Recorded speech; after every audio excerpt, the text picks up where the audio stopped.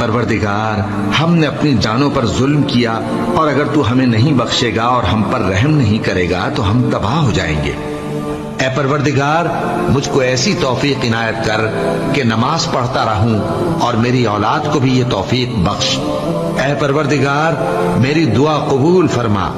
اے پروردگار حساب کتاب کے دن میری اور میرے ماں باپ کی اور مومنوں کی مغفرت کیجو۔ پروردگار میں تجھ سے پناہ مانگتا ہوں کہ ایسی چیز کی تجھ سے درخواست کروں جس کی حقیقت مجھے معلوم نہیں، اور اگر تو مجھے نہیں بخشے گا اور مجھ پر رحم نہیں فرمائے گا تو میں تباہ ہو جاؤں گا۔